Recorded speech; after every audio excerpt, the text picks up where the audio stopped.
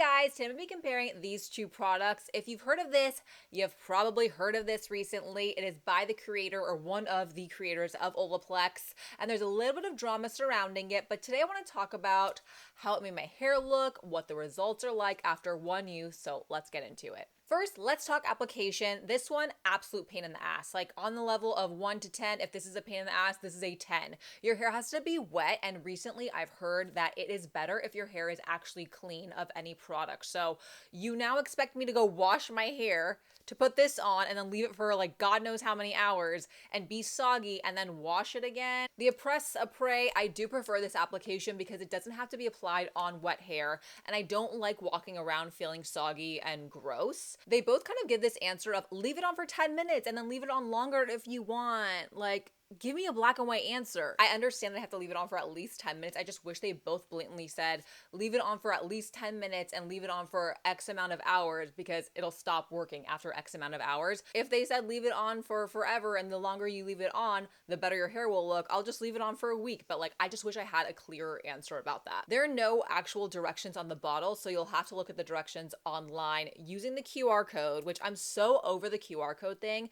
I get it, companies. Like you want the bottle to look sleek, but I also want the convenience of actually being able to read the directions without having to go get my phone. So that's pretty annoying in my opinion. The Olaplex also has the little QR code, but it does have the directions actually on the bottle. So the way the Epres works, it comes with these two little vials. You empty the vials into this bottle, you fill the rest of the bottle up with water, and then you're supposed to fully saturate your hair with the liquid. It didn't give like guidance as to if it's okay if you don't use the entire bottle to saturate your hair, because I left some product in here and I'm wondering if I can use the rest of that product next time I do my hair, which also brings me to the point of price. The starter kit was $48. So if you can only use each vial once, that's $24 every time you do your hair. If you're buying the starter kit, that is. Maybe the vials were cheaper on its own, but $24 every time you do your hair is a pretty penny.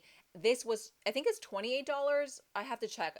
I think this is $28, and this lasts me about 5 times of use. So that would be more budget friendly depending on if the active ingredient lasts, if you're leaving the product inside of the bottle and not using it completely every time you wash your hair. And now the results. The Epres I've only used once, and Olaplex I've been using for like years now at this point, on and off. The first time I ever used Olaplex, I got compliments on my hair. Literally, I washed my hair and 2 people said, "Did you get your hair done?" So that must say it does something. But ever since then, I don't feel like Olaplex did for me exactly what it did that first time every time I washed my hair. I think it probably does make your hair stronger and this bond thing is actually happening, so I continue to use it.